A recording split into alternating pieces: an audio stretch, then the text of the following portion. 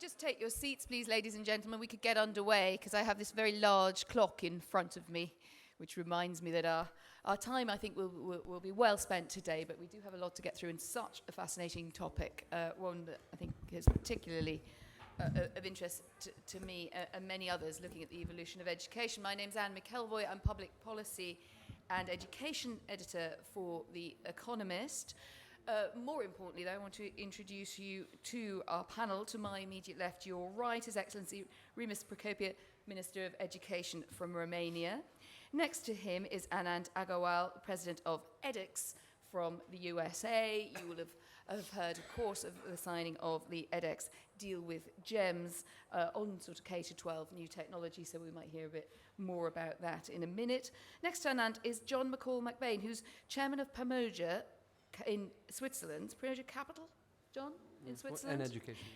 But I think for the purposes of this discussion, very fascinatingly, John has started to work on an online international baccalaureate, and that's just one example of the way that the idea of the university MOOC is beginning to extend into secondary education, and we'll hear some other perspectives. John is also a major education philanthropist and funds many Rhodes scholarships, including at his old university, Oxford. Next to John, Gabrielle Sanchez, founder of Cohorts. Cohorts also in this extremely interesting and rapidly expanding space, but particularly helping those who did not complete their high school education in Latin America to catch up on that, and of course to enhance their professional and earning chances as they do so. And next to Gabrielle is Abigail Cando, who is from the UN GESF Youth Advisory Group from Zambia, and will be able to give us another perspective on that from Zambia, and perhaps a bit beyond that as well, Abigail, yes? Good, so we have first of all a STIR Innovator presentation. I like these things because they're like the pop-ups of the conference. We never quite know what they're going to have in them, but so far I think they've all been extremely stimulating. So could we please have our pop-up STIR Innovator come and surprise us?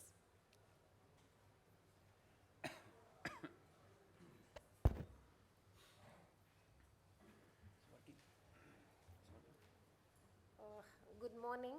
My name is Dr. Indira. I teach in a government-aided school in New Delhi, India. It's a great privilege to be presenting my ideas here. STIR Education stands for Schools and Teachers Innovating for Results. So STIR is an UK-based NGO, and they're searching out teachers who strive to improve the results or the performance of their students in a very small way in their own classrooms. So, so India has a lot of problems. We have large classroom sizes. We have teachers who are not trained. There's a lack of teachers, and there's no focus on learning outcome. Children don't perform well. So to keep us focused on ground realities and on the importance of teachers being part of the solution to education reform, I would like to share one idea that one of my colleagues has developed. My friend's name is Sajid Hassan, and he runs a school called Babul Uloom School in one of the poorest localities of Delhi, in East Delhi. So Babul Uloom is a madrasa school that has been taken over by 2 Teach for India fellows. And the school currently has a building, but little else, and is looking to grow. The community is mostly Muslim, and the students are from some of the poorest neighborhoods in Delhi. The teachers are young and belong to the community. The school has faced some pressure in its endeavors as it tries to modernize the education in this area. So the problem here is that the children from low-income background usually begin school behind their wealthier peers in terms of achievement, and this gap usually grows during the course of a child's school career. So his innovation is to overcome this challenge. Sajid and his colleagues at Babul Uloom have introduced a school day that is 2 hours longer than most similar schools. Importantly, during the extra learning time, the students are organized according to current learning level rather than by age, meaning that the teaching is very carefully targeted to student need. So instead of just putting the children according to their age, in this extra time, he does a lot of remedial work by making the children into groups with similar learning problems. So the micro-innovation recognizes a need to provide students from low-income backgrounds with greater structure and more instruction time if they are to succeed at the level of more privileged children, and crucially focuses the teaching on students' current levels of learning. So the impact so far, according to the teacher, is he has noticed that his students are learning at an accelerated pace to students at his previous school. So they are able to sort of bridge the gap. Thank you and enjoy the panel discussion.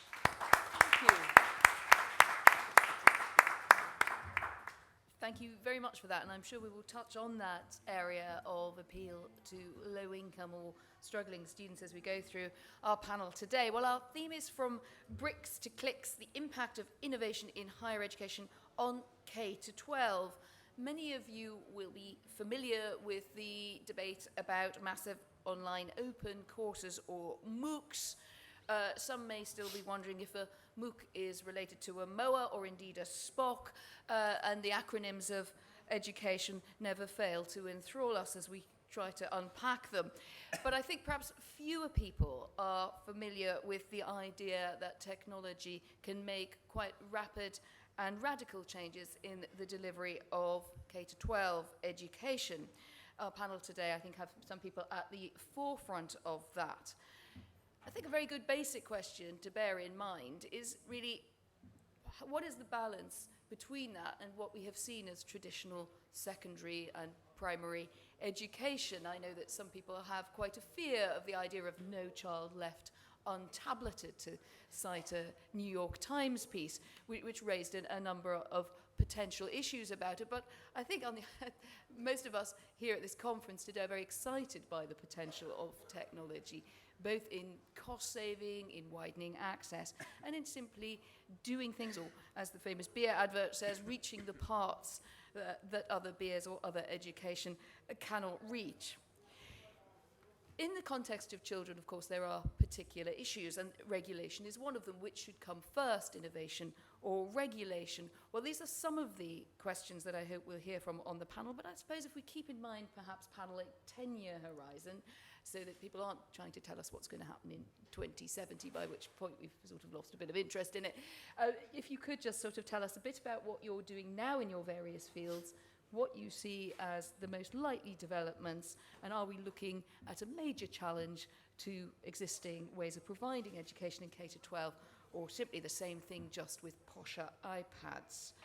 Right, well, you have a short burst, and then we have a discussion, and very keen to get you in as an audience, because I'm sure you've got lots to say as well. Mr. Procopio, would you like to start for us? Sure.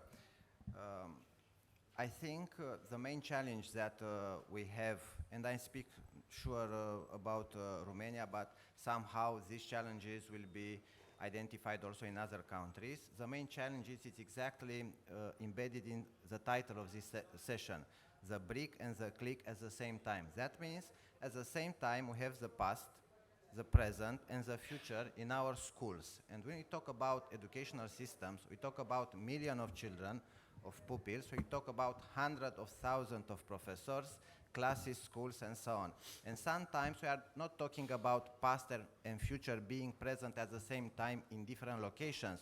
We can talk also about past and future being present within the same school.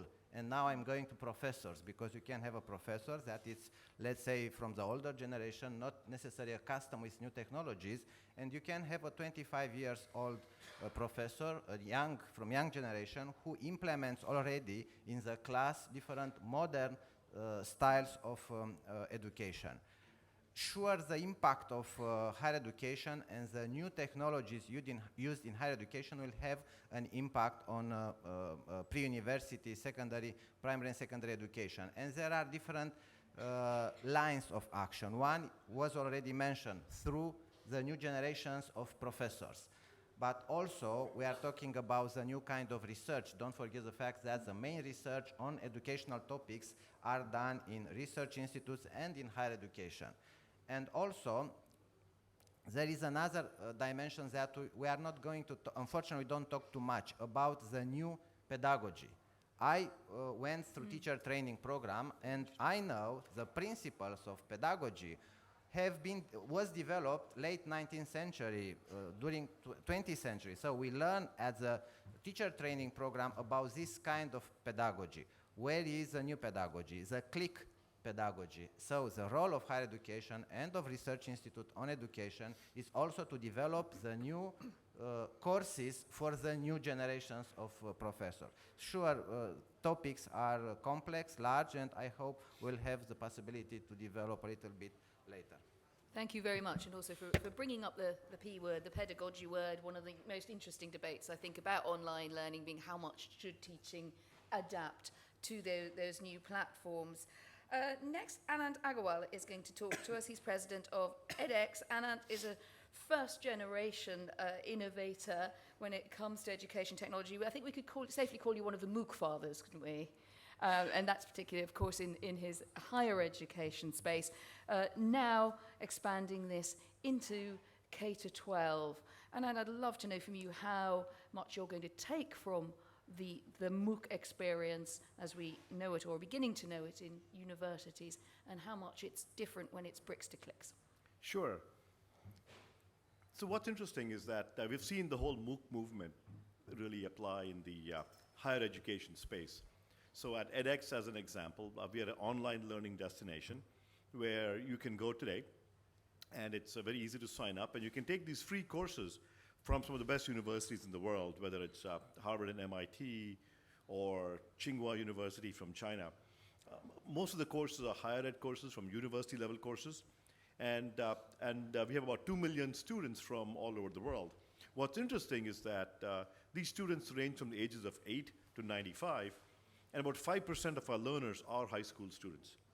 Now the question is that, can we take our learnings in the higher ed space and apply it in the high school space? Is the high school space ready?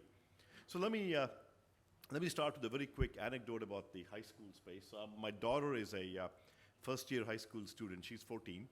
And just 2 weeks ago, I was passing by her bedroom, and I see her lying in bed with her legs up in the air, and with her tummy on the bed. And she's got 3 screens in front of her. 3. Okay, 1, 2, 3. One is a laptop, and she's doing some physics problem set online. Second is she swiped my iPad, and she's watching Netflix. And the third one is she's got a little iPhone, and she claims to be using WhatsApp to discuss the problem set with her friends. So I go and look at this and say, "You're nuts, your brain will go mush with this." And she looks at me the only way like a 14-year-old daughter can look at her father and say, "Dad, your generation can't deal with it, ours can." And so here we are discussing, is the high school generation ready for this? They are absolutely ready. So here's what we can do. They are completely ready for online education. Why are we dragging them to class and making them sit through 1-hour lectures? In a MOOC, we replaced the 1-hour lecture with what we call learning sequences. These are sequences of short videos, just like YouTube, 5, 10-minute videos, interleaved with engaging interactive exercises. These interactive exercises are much like the video games that kids play. So we've got interactive labs and simulation-based technologies that engage the student. So videos with interactive exercises, and which is much, much more engaging. So I think we can take these technologies and apply them to high schools as well. And at edX, we've begun to do that. Yesterday morning, we announced the GEMS team coming on board edX as a member. And so you will see K through 12 courses coming out of the GEMS team. And we will be announcing additional team members in the K through 12 space as well. We're also working with high schools in the US. As an example, we are working with Western High School. They are creating online courses that are called on-ramps courses that can be taught in the summer, so students can take those on-ramps courses before they take an advanced high school course in the regular semester, so that they can have a gradual ascendancy into the AP course, as opposed to getting hit by a ton of bricks when they take a really, really hard course. So I think we can take the same technologies, apply it to high schools. Our students are ready. I think the bigger challenges as parents and educators, are we ready? Thank you very much there. And I was amused listening to your story. We met up briefly yesterday. We had a GEMS colleague who, when you'd spoken about your teenager, referred to his 20-month-old son who was already looking at the iPad and was swiping the iPad. And it was only a matter of time, really, until he starts trading on the Hang Seng. Next is John McCall MacBain. John, as I mentioned, I think has a number of various inputs into education over the years, partly as a major philanthropist, certainly in Africa and elsewhere, and helping fund some major scholarships. But John, I'm very interested now in the sense that people often think that people who do that are quite wedded to the institutions and to quite conventional ways of providing education and then just widening it out some. But you are now going off in an interesting direction with the International Baccalaureate and trying to provide that online. Just if you could tell us a little bit about that bridge, if you like, between the old world and the new. Sure. Well, when we looked, first of all, I think Anant and edX really gave us the opening to say if higher education is opening access, it's only open access starting when you're in higher education. So we sort of looked at it and we said, what's happening below that? What's global? Because we want to do one initiative that could really help it globally. What is independent of different political or government situations? So we looked at the IB and approached the IB putting initially their courses and eventually the full, starting in September, the full online International Baccalaureate degree online. So the International Baccalaureate, as everybody knows, their diploma program is the last 2 years. We're starting with that program. And we believe that what the MOOCs did, and one of your questions was about, what has higher education done for secondary education? I think it really opened the area of quality. So online courses are not something that people have to be ashamed of. They're something I can be very proud of. And by having the sort of the headroom that was given to us by edX with Harvard and MIT, it says, yes, an IB can be online. Yes, the quality can be there. So that was important.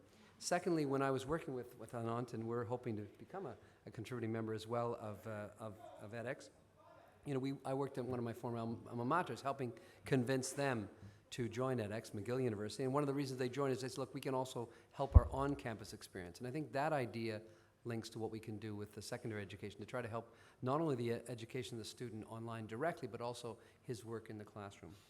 And then thirdly, I think it's just the access agenda. We can't look at the access agenda just from the top. And Anant and I talked, I guess, 2 years ago almost about, how can we get this innovation that you've started down to the other levels of students so we can increase access there as we're increasing access at the high school level. And one of the things we saw, of course, was there are some high school students taking your courses, which is a surprise to everyone.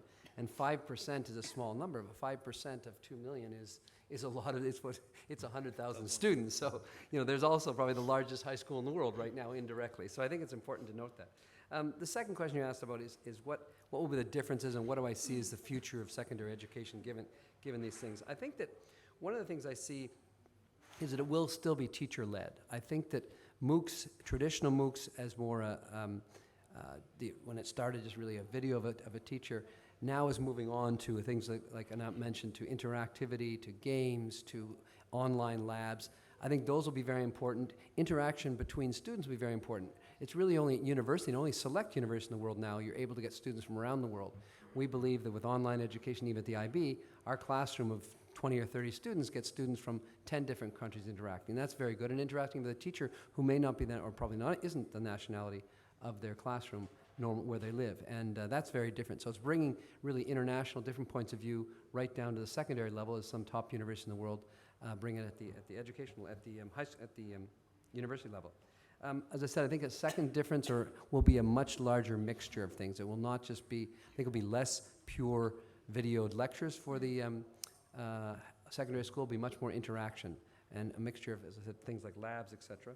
I think one of the other interesting things we've learned is that there's been this perception that, well, my real teacher I see physically knows me better than an online teacher will, and our experience is actually quite different. One of the neat statistics we learned with several thousand students was that our online teachers could predict, in the IB you must predict a grade, and then the final exams come later. So when you apply, for example, from anywhere in the world to United States universities, you apply on your predicted IB grade, not your actual one.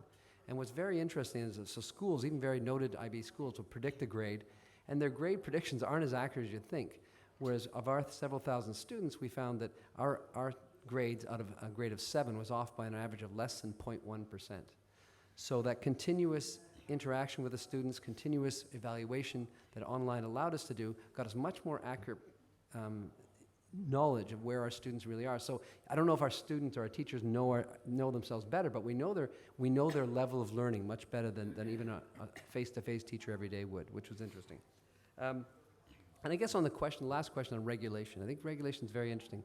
And I tried to look at it one way and say, what would we like I'm a philanthropist, what we like for education in regulation. I think the first thing is we need governments and even international organizations to set down what are the real goals of education, what are the general goals we want to achieve, so that private enterprises, social enterprises, philanthropies can say, let us attack solutions to that goal. So I think the regulation shouldn't be saying how you get to the goal, they should be saying you find ways to get to that goal. And so the second thing on innovation is, I think the innovation should be from NGOs, governments, charter schools, private sector, to really meet those goals, having the government set out fairly clearly what are those goals. And then thirdly, after we see all these innovations, which ones are off, which ones are hurting, which regulation do we need specifically? For example, in the secondary and primary school area, we need safety issues. We need supervision, which we don't think of at the university level. Where are these children going to take their courses? Is it going to be in-home? Is it going to be in classroom? Is it going to be in centers? So I think the regulation should be third. Right now, we're in a time of enormous change. We don't need government to tell us how. We need government to tell us what. And that's sort of how I view it. Thank you. Very good. Lots of challenges in there. I really would like to come back a bit to the role of teachers, which I think has come up, it's come up throughout really, but particularly Mr. Procopio's presentation and your own, and regulation and what that might look like. But let's hear from Gabrielle Sanchez, founder of Cohorts. Gabrielle, your focus is on helping students catch up with higher education that they've missed, particularly in the Latin American context, which might not be so familiar to people here. Perhaps you could tell us a little bit about that, and then why you think technology is the answer to that, as opposed to the old-fashioned way where you kind of went back to evening classes or simply tried to sort yourself out with qualifications if you had missed out the first time round. Why is your way better? Yeah. Thank you, Anne. Thank you all of you for being here, and for the Barky James Foundation for organizing this panel. As you said, Dan, Latin America is spending around 4 or 5% of GDP on education. So it's pretty good investment compared to other OECD countries. However, the quality is very bad. If you check any OECD PISA ranking or any other international ranking, Latin America is always on the bottom side of the ranking. Only Chile, whose former president Lagos is here, is doing better than all the other countries, but quality is not doing very well, especially in the lowest socioeconomic levels. The lowest socioeconomic levels usually get the least access and the least quality. So I think that if we keep doing what we are doing, those problems will not be solved. I very much agree with what John said about the need to bring innovation and the private sector to this space. In particular, we are doing it on the remedial education area. Around 45% of Latin Americans, in average, drop out from high school every year. 45%. In Mexico or in Argentina, my original country, is 50%. In Chile is lower, in Colombia, but the average is 45%. This means that in the next 20 years, the labor market, the labor force, 50% or 55% of the labor force will not have a high school. We have been talking about 21st century skill, critical thinking, team working. Well, these young people or students in Latin America will not have a high school diploma. So we thought that technology could really make a difference there. The government is not offering much to these students that drop out from high school, and the private sector is not yet involved. So we developed this initiative called CUEPA 2 years ago to provide online education or online accreditation to students to recover their high school diploma. We have 45,000 students, average age 25, that are already working full-time and are recovering their high school diploma through online learning. So very similar to what MOOCs and Anant is pioneering in the higher education sector. We are trying to apply it to the remedial sector. And still, there's a lot of debate about how much technology can improve quality. We know that, people like me that believe in this, we think that this is improving quality, but there's still a lot of education policy debate about that. What I don't think is any question about is how technology can really shorten distances and times, especially for the adults who want to get back to school, or for the lower income families or communities. I think that technology can really bring an innovation and bring education closer to where they are. Could you just tell us very briefly what the cost model is, it's how much people pay and how you deliver, what you can deliver for that cost? Thank you, Ann. Yes. We have two ways we provide two ways of getting back your high school diploma. One is going to school. We have blended learning schools in Colombia and in Argentina. Students go to school 10 hours a week and the rest is online. They pay around $25, $28 a month. It's around 1 year and a half or 2 years of schooling. And then we have just online education. And in this case, they take courses between 6 months and 1 year and a half, and they get their exam 2 or 3 times a year in a government office, like the GED in the US or other accreditation exams in the US. It's called Ceneval in Mexico or ICFES in Colombia. So they study between 6 months and 1 year and a half, and then they go to a government agency and they take a standardized exam and they get their accreditation. And that we are charging around $20 a month. Gosh, it really is a very low-cost model. Yes, it is. There's not much of a barrier to entry there. No, the main barrier is probably, access to the infrastructure. So in many of these places, there's not enough tablets or enough computers for students. So it's actually the hardware that is missing. Right. Yeah. I don't know whether it's because I work for The Economist or, as my husband says, because I have a Scottish background, that I always ask immediately, what does everything cost? Just when people are in full flow about their great new innovatory idea, I'm always the one trying to put the dollar sign on it. Lastly, our speaker is Abigail Cando from the UN's Youth Advisory Group in Zambia. How does this all look to you, Abigail? Thank you very much. You might need to lean in. I wonder how your microphone is faring from where you're sitting. Just give it a try. Or you could. Challenges of technology. Absolutely. Thank you so much. My name is Abigail Cando from Zambia. I'm one of the youth members of the Youth Advocacy Group for Global Education First Initiative. It's such a privilege, and I must say that this is could never be better, a life celebrated, than an educated girl from a privileged family, as you can just see from the panel. I'm so honored.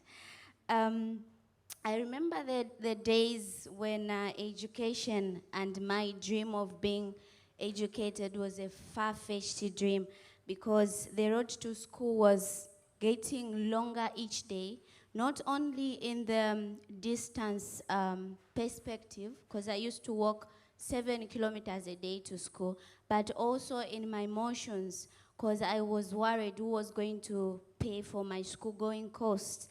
And because I could not afford not even a single book, because I was raised by my grandmother. I lost both my parents when I was very young. And my whole entire family, we survived on just growing vegetables as subsistence farmers. But now, my journey seemed to be very short and exciting. I don't know why, but I'm yet to find out. And then the reason is because education has opened those doors that were opened. It has unlocked those possibilities. And because of that, my family is now secured. I'm supporting my siblings and my family as well, and the community are all looking up to me. Because of that, it wasn't so possible for me because, as I said, I had no one to cater for my school-going costs, but I was privileged to have been supported by CAMFED, an organization that supports girls' education in Zambia.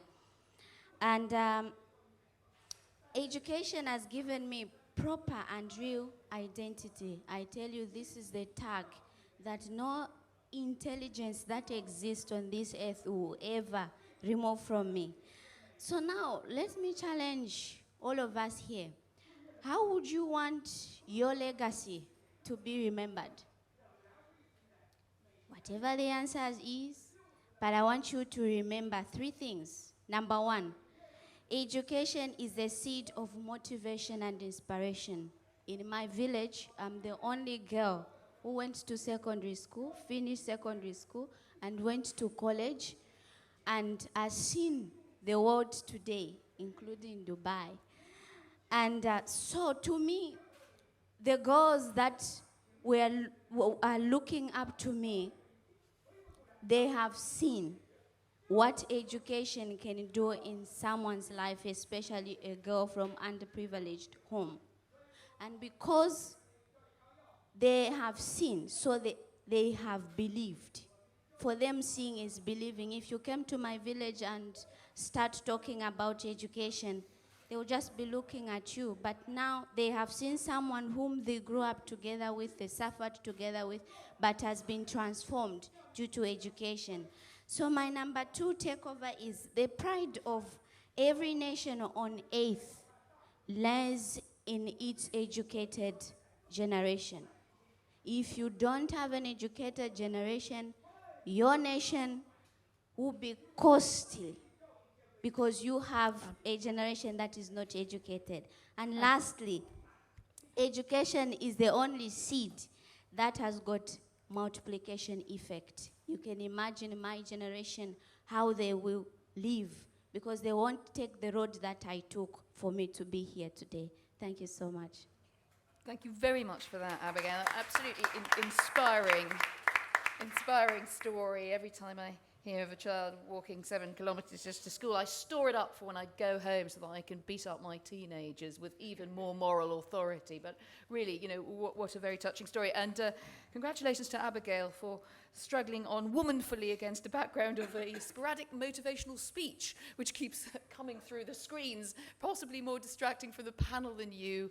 I think at this point we just have to bear with it, although there is a part of my mind which wants to go in there with a big tea tray and just sort of bop it on their heads. But as long as you're hearing well enough, I think at this point we'll simply press on. We have faced greater challenges, have we not, ladies and gentlemen? A couple of things, panel, just before we go to the floor, I'd just like to tease out if we could. I think we've touched on teaching and how Brixton clicks might be affected by online technology and its use. But to be honest, I haven't a very clear idea in my own mind about what this does to the role of the teacher and how we see it actually changing how teachers are trained and to what extent the material available online takes over from some of the teacher and fills gaps or weaknesses. And I think we have to be honest that sometimes these do exist. Strangely enough, not all teachers are very good. Or does the teacher then have to adapt to the technology? I'm just looking directly at you, Anwar, because it seems to fit nicely with your experience with edX and having to look at this. Sure. So one of the things, what you see on edX are MOOCs that are completely online courses that you can go and take for free. However, what you don't see is that many instructors are taking the same online content and using the content as a new age digital textbook and bringing it into campus and helping them teach on campus. So as an example, Professor Khosrow Gadiri at San Jose State University, what he did was he created a blended classroom. He uses the MOOC content. So in his classroom, instead of giving a lecture, he has his students watch the videos and do the interactive labs before they come to class. When they come to class, he interacts with them. They ask him questions. While they worked online, he can look at the analytics and he can see what concepts they're having trouble in, where they're spending their time. So he can pinpoint some issues and he can discuss those issues in class. And then he lets the students work in little groups, helping them with soft skills, to collaborate on problem sets and so on. But do you think that's realistic when you're dealing with much younger children? I think absolutely. I think you have to start much younger. Children want to collaborate. I think they want to discuss things, and they're already doing all of these things online. So I think starting younger is just simply a good way to go. I think they can completely do it. Remus, how much of this are you actually beginning to put into practice or think about putting into your education system in Romania? I'll answer immediately your question, but I would like to structure a little bit the discussion related to MOOCs. And this is a very powerful instrument. And when we talk about educational systems, we have to think at the system. That means, again, millions of children. So the question is, we have 2 million students, because they are not any longer children at 95 years old, enrolled in these free online courses. But that means you have to have the learners already prepared for this. The children at risk will not be able to to use such kind of courses for two reasons. The first reason is the fact that he doesn't have the ability to learn alone, and the second, he doesn't have access to a laptop, to a tablet, and so on. So that means we have an excellent instrument of learning that we have to introduce in the system somehow. And now I'm coming to another idea. Why someone will access online courses? And there are different reasons. Because he is encouraged by the professor. So that means we have blended learning, and the professor encourages students to go to this direction. The second might be because he was unable to finish the school, so he has already some education, and he wants to use this instrument to go further. Might be continuing education, and we are talking about 95 years old student, or might be a kind of insatisfaction of a bright student, pupils, related to the courses that they have today. So we have to have in mind this. Now going back to the training of pupils as early as possible, and the explanation, the solution might be in kindergarten and primary education. And I would like to let you know that we just opened last week, after years of preparation, we just opened last week the call for the new textbooks that will be implemented starting with 1st, 2nd, 5th, and 9th grade in Romania. That will be at the same time in a classical way, that means a paper textbook, but also in a digital format. And the digital format naturally will be more developed, because starting from a picture, you can click a picture and to see the story, for example, as history. Can I just ask you what proportion of schools or households will have access to the tablet or to, it was actually Gabrielle's point that set me thinking, is what kind of percentage of people actually have the hardware to access this? There are different things, again, when you talk about system. You mentioned the regulations. So we regulate it, starting with next school years. All first grade classes will have a laptop, and they will have a screen, and the professor trained to use a digital textbook in the classroom. So now for the moment we don't focus, as Turkey has done, and I think it's good, but in hardware. Now we are focused firstly on software and the training of professors. Hardware, the tablets, will come later, 2, 3, 4 years later. So all the classroom in September, 1st and 2nd grade, will use online resources in the classroom. So I don't have an issue of access at home. If they have, and many of them have access at home, they can go further with this. But in the classroom, they will be accustomed to the digital environment. And after that, step by step, gradually, we'll complete from 1st to 12. Let's just talk a bit, if we could, John, about cohort here. Just to play devil's advocate online. Oh, here comes the motivational speech again. I hope you're all feeling aroused to greater deeds by it, whatever it is about. But on our topic, John, I mean, how much of this is actually just a rather sophisticated group of people? IB is already, quite a small and rather self-selecting group of people with very high aspirations academically. And I'm tempted to say, if they're doing that and they're doing it on the iPad, you're in quite a narrow band. Am I wrong, or do you see big potential to widen this out? Well, just let me start. One theoretical issue is, as a philanthropist, what we're worried about is access. And so that's why we got into the IB. So we are not there to obviously help lead to a continuation of a more elite education. But I think it's interesting, I think one of the things that edX made us all look at in MOOCs was that before there was a chicken and egg problem with education. So the chicken's the teacher and the eggs are the students. And we didn't know which one to solve first. And actually, unless you solve locally the chicken issue, the teachers, you will never change the eggs, right? So what online education has allowed us to do is really bifurcate that question. Say, actually, we can have a good distribution around the world of talented students in every country in the world, and we don't have a good distribution of quality teachers. And so what online has allowed us to do is to jump over that and say, look, we're going to try to access those really good students. And how can we access them with the best teachers who may not be in the location? So you take the average teacher in Boston will always be better than the average teacher in Johannesburg, or other examples. But how do we bifurcate that? And online's allowed us to do this. We can take the best professors at Harvard and MIT, the chickens, and bring them to the eggs, which have maybe equal talent but didn't have equal opportunity. So I think that general idea is worth thinking about. So to go more specifically on your question, I think the IB is recognized. I was sort of saying it was a bit posh, really, Yeah, wasn't no, I? so exactly. So the IB itself has recognized that. One of the advantages of the IB is it is international, but the IB has recognized and is introducing, is piloting right now what's called the IBCC, which is a program where normal high schools can integrate a little bit of the IB in there. So they would take 2 IB courses, potentially online, so they don't have to change and have all the teacher training. So you've got your existing school, and one of the schools actually we're looking at doing was the International School in Zambia. We're looking at doing a pilot with them in the full IB, but also in the IBCC. So they do 2 IB courses and do theory of knowledge, a smaller course in theory of learning, and also some CAS hours to try to make a part of the IB, so it wouldn't just be for the intellectually stronger students, but it would also be an introduction to something more than they have. So it's sort of that module that can come in the classroom and say, okay, right now we've got some MOOC modules being added ad hoc by San Jose University. We can say, now let's take the whole idea. You teach whatever you're teaching. We're going to add in a whole module which will give 2 courses, etc. So that's, I think, the way the IB is looking at increasing. One of the Access agendas is one of the IB's goals, and IB is a non-profit organization. So like ourselves, we do view Access as important. I think that the IB itself it's great to have quality, and it's easier to go from quality down to help more people than going for lack of quality and trying to go up, because so it will attract, the IB name will attract people. Great.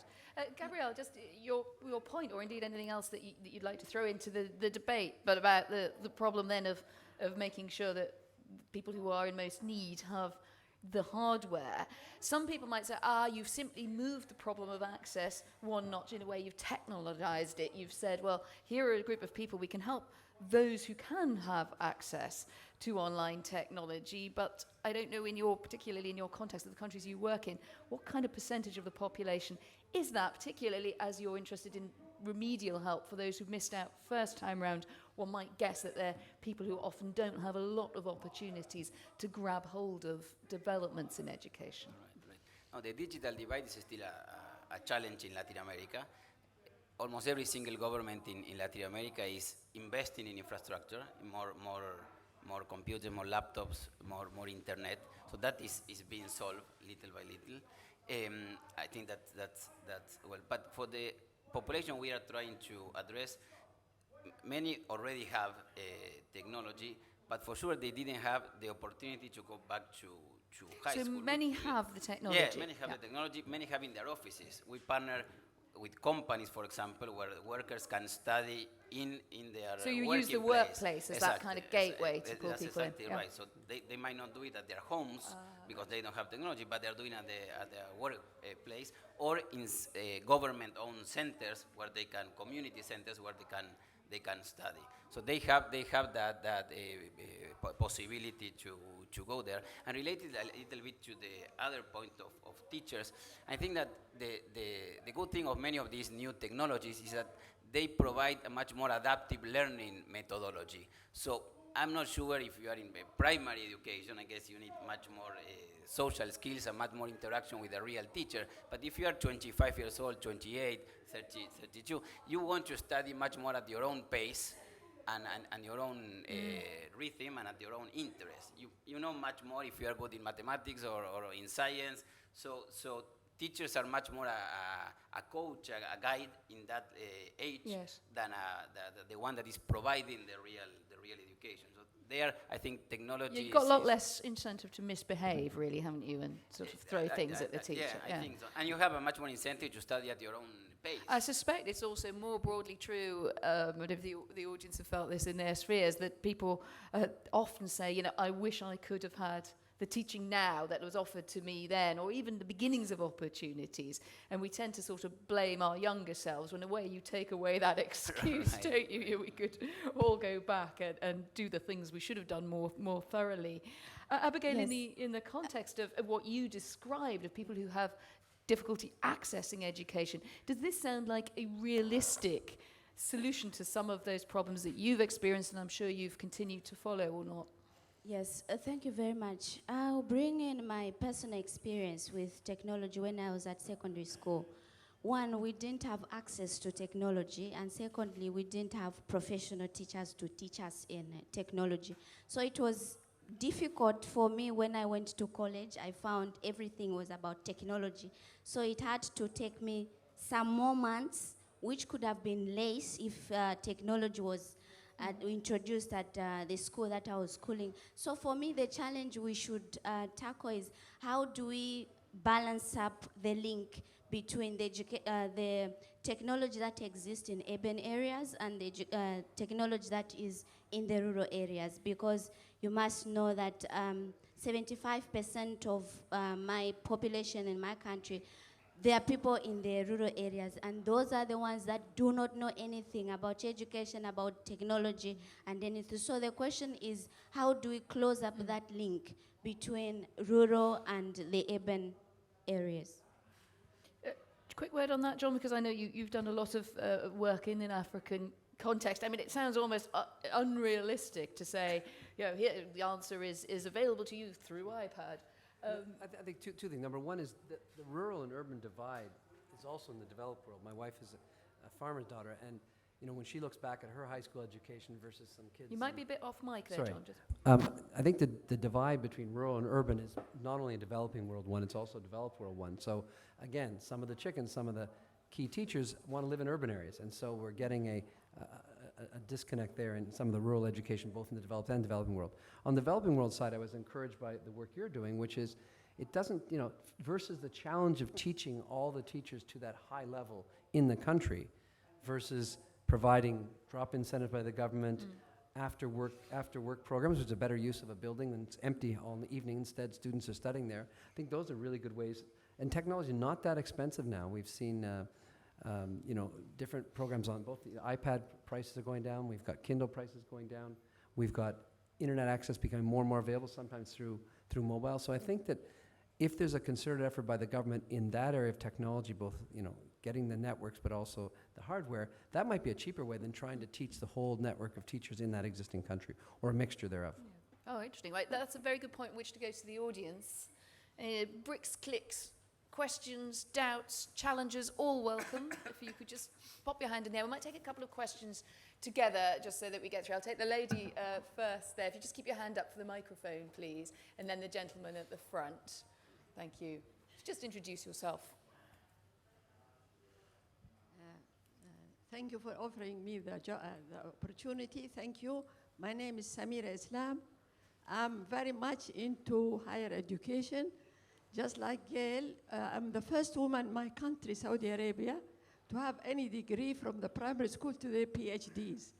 But I want to say that our meeting today, we are concentrating on education and skills. I'm very much keen that higher education is not going to be spread thinly to the international programs and the online education, etc. Online education is very important for during the job. On job, it should be provided at different skills to provide, to improve, to update the employees and then the market needs. But the higher education should be really focusing on providing the innovators who are the classical people who should not be spread thinly. Jack of all trade is a master of none, and we should not skip our conservative traditional programs just to meet the market and the society need of how to make money. So Okay. I think we should be like that. Thank you. Thank you very much. Let's take the gentleman from the front, if we could, as well. We've got a fleet of foot Hermes here with a microphone. Here you go. Good afternoon. My name is Dr. Mohan from California State University. I would like to share here one experience and then go back to the question with which Mr. Agarwal had. You make know, it a set brief up. experience, Yes, just yes, so very we can brief get a lot of experience. questions in. He Thank said, you. are we ready? Parents, Yeah. are we ready for this online education in the high school and K-12 education? No doubt that parents are ready, students are ready, but is the government ready? Because, the education that we are talking about is a transitional education. It is not terminal education like undergrad or postgrad higher education is. So in what way this is going to be helped by the people, gentlemen over here, with which the recognition is provided, so that these people become more ready and parents become obviously the ready participants. Thank you. Let's sort of pick up readiness as a theme. Who'd like to grab that one? Are governments ready? What?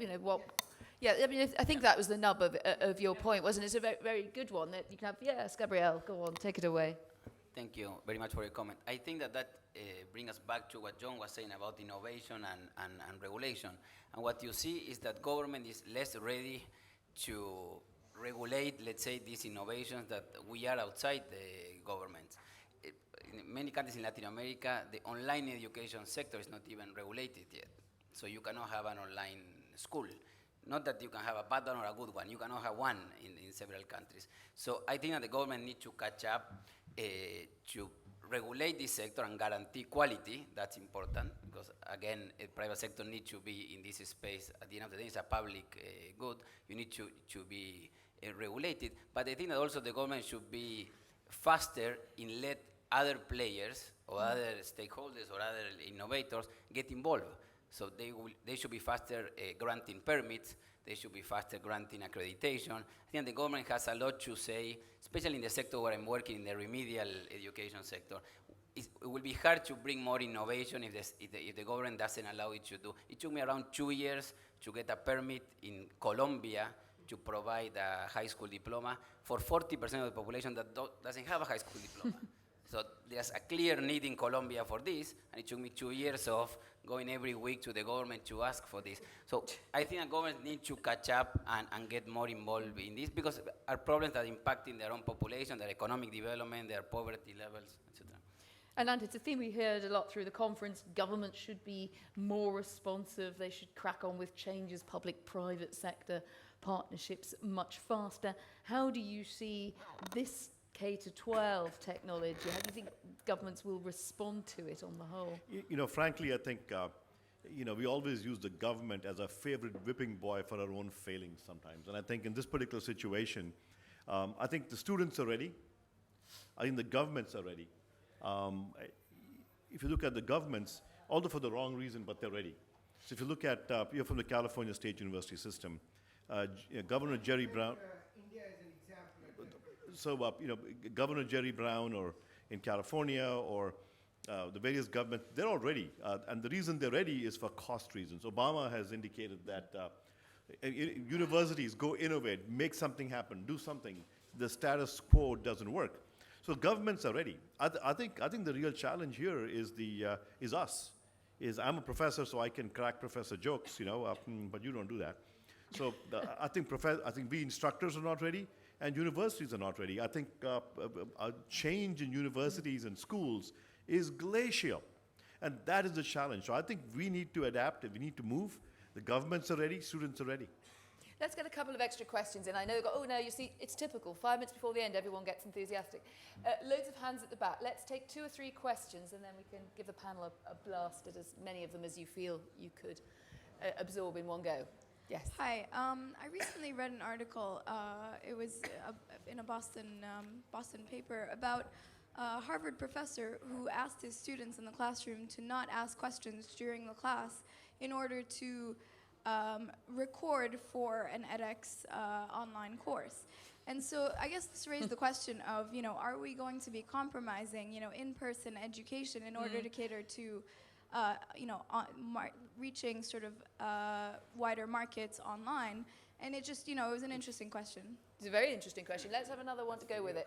At the back, yes. I'm sort of pointing at you rather rudely, but if you could just introduce yourself and as quickly as you can. Hi, Rebecca Winthrop. I direct the Center for Universal Education at the Brookings Institution. And I think it's been a fabulous panel. And I actually have a question for all of you, but particularly those who are engaged in the business of this. So for Anant, Gabrielle, and John. One of the meetings I attended recently, and actually Anant, you were there, was with the UN Special Envoy, Gordon Brown. He's the UN Special Envoy. Just hold your mic up a little bit, Rebecca. Oh, there we go. Is that okay?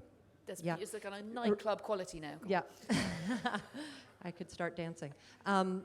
UN Special Envoy Gordon Brown, who pulled a very interesting group together. And from the education community, this is a bit to John's point, we are very clear on the goals we want to achieve educationally in terms of promoting access to education, particularly youth skills, in developing countries. And the question of the meeting was, could online education help do this? And again, it's things like Gabrielle's program for out-of-school youth, but also really improving secondary education. I'll give one anecdote. I have worked in Liberia extensively over the past, and this past year, 25,000 Liberian high school graduates took the college entrance exam to the University of Liberia, and every single one of them failed.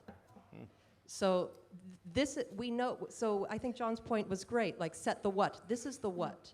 We need to reach this group, this population. And if we were to do an initiative, what would be what type of incentives would all of you need to actually try to help reach that group? That's the question I have. Yeah, great. Well, let's, who would like to start? John, you were addressed there, the sort of separating the what from the how, and the very striking Liberian example that Rebecca raised there.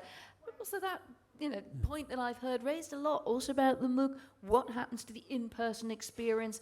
Do we end up with a slightly dystopian relationship of the teacher to the class? My teacher is an app. Well, we do work in Liberia, so I know that example because we saw the results and were shocked as well. If you look at it even in a developed world area, one of the neat initiatives that come up, and sort of linking back to what government's role is, in the UK, they found they were near the bottom of the PISA ratings for math education of their 16-year-olds. Basically, the A-levels in the UK, you basically take 3 A-levels. You can drop math very early in your high school career. So what happened is they had a fairly illiterate math cohort there. So what the government decided to do innovatively is they talked to the IB. They saw the IB had a math studies program. We worked with the IB, and we're creating a math program for the public school system to get, not quite maybe as remedial, but to try to get the average sort of grade 10 equivalent student up to level, and grade 11 student up to level in mathematics and an online program. So I think it is possible. I think one of the problems in Liberia specifically, and other examples like that, is we just don't have, we have a unrealistic view of standards. So yes, you can get a diploma as just a piece of paper, but it obviously shows that diploma had no link to the reality of the skills world we're looking for, specific skills for students to work on for employment, but secondly, no link to what the university was looking for. And I don't think, unfortunately, the University of Liberia is looking for students who would have got into Harvard as well. I think they were looking at a certain standard, but they were totally not talking to the secondary school. And I think today is one of the examples where we're trying to get the higher education students talking to the secondary school. And one of the good things, again, about the IB was they were able to say, look, let us make sure that around the world when somebody gets a 42 or somebody gets a 38 out of 45 in their IB, we know what it means. And we're going to take a link between the IB and the university education. So we, in Liberia, didn't have that link. So I think in determining the what, maybe it's also how do we do the what? Not how do we do it in teaching, but how do we certify? So we don't get this problem. Do we get certification that's realistic? Do we get certification that meets some goals? And does the government have a role in certification? Or does the government put out a request for proposal on what types of certification will meet the sort of overall goals they have? I'm going to ask the panel for haiku-like precision as we race against the clock. Who else would like to take on that rather difficult, direct challenge about quality of teaching and the dehumanizing of the experience? Yes, Anant. I can take the Harvard question. So I think that is one example. First of all, I haven't heard about it, but if that were true, it's very unfortunate because that particular way of recording videos, which is you have a professor teaching in a classroom and you stick a camera in the back of the class and you record the professor, that is harming two sets of people. It potentially harms the students in the classroom and it harms the online students. Because if you go to edX, there's a study that says what kind of videos work well. and recordings of a classroom don't work very well. So that hurts both people. The right approach is to use pedagogically sound techniques to do recordings. Use handwriting on a tablet, or use a much more of an informal setting of recording an instructor talk about stuff. And then those videos can not only be used online, but it's been shown that those videos can be used to flip the classroom and help the online classes as well. And in that sense, where you do a better job of recording, you can use it like a rising tide that will lift all boats. Help the students in class. You wouldn't record live classrooms. You don't think it works? Yeah, don't record live classrooms. Simply do it differently. Do it differently. And Anybody you else have like to both. pitch in on those? I'd like to take one last round if I could. Yes, Mr. Procopio. Somehow I'll try, I don't know if I'll succeed to answer the whole question still now, because I think we discussed a lot about massive online courses, from technicalities, recording, to who is going to take advantage of these courses. But I am a minister, and I have to see the big picture, and each policy should be integrated within the big picture. So that means if we talk about the government, if there is an advantage for individuals at the level of society, the government should be ready and should be ready to implement. But this should be also connected with other policy. For example, we cannot talk about have entirely high school online, because in Romania it's compulsory to go to till the 10th grade.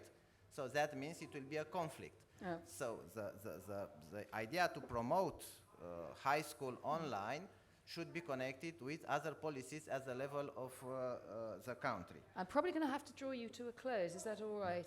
Or do you feel there's something you would die if you didn't say?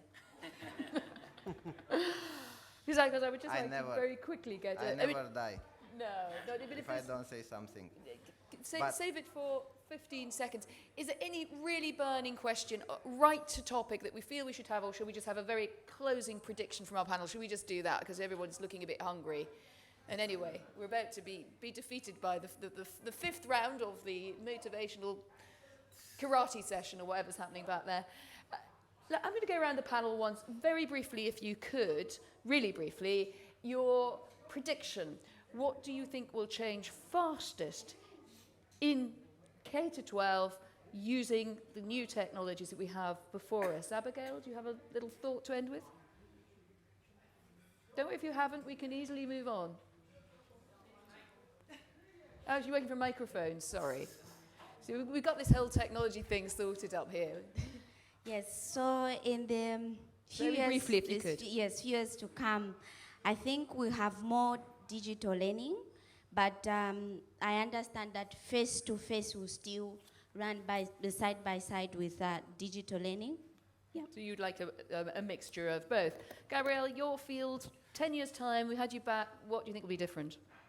I think that blended learning is here to stay and will grow, and I think will really impact the lower income families in Latin America. That's the way we will get to them through these new technologies.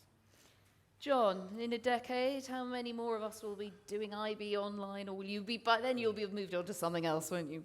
I think that one big thing we're going to see, and one big difference is that we're going to see that the sort of physical boundaries of teachers be removed, and so we're going to get the best teachers everywhere, at least for part of your education. And I think, as Anant said, you're rising all boats, so that not only that the average education is better, because some people get that really key lecture, a series of lectures that made them understand a certain concept of physics, which their teachers weren't able to do, and they're able to do that. I think that's important. Remus, I know you had one point that I'd rather rudely cut you off. Can you link it to the next decade as you look ahead from Bucharest? 10 years by now, Romania should have all textbooks in a digital format. We started already, and we discussed a lot about the way we teach, but also with these instruments we'll have better evaluation of students, better connection with families, because the parents can look and to see the evolution of their children at the school. And I hope, and I really believe, we'll have a better education. But once again, this is not a miracle. It is a miracle in itself, but it's not the only way that we will address all challenges in the education sector. We have to look again at the big picture. Yeah, miracles come a bit more expensive. Anant, your miracle for the next 10 years? I think what's going to happen is that digital learning will be integrated into the classrooms. The students are ready, everyone is ready.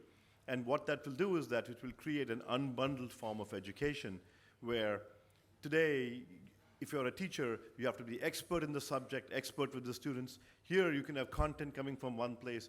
Teachers who are good at interacting with students can take content from elsewhere and use it. So I think we'll really get to a much better world. And I think this will happen very fast due to technology.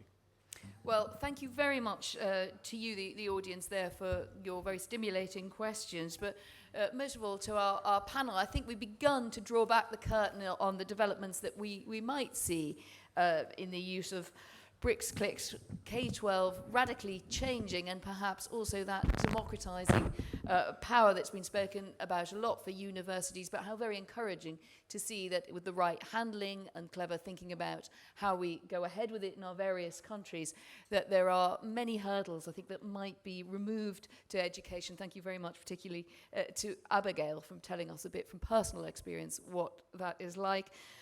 We will continue our interest in bricks and clicks, but now it's time for snacks, so enjoy your lunch.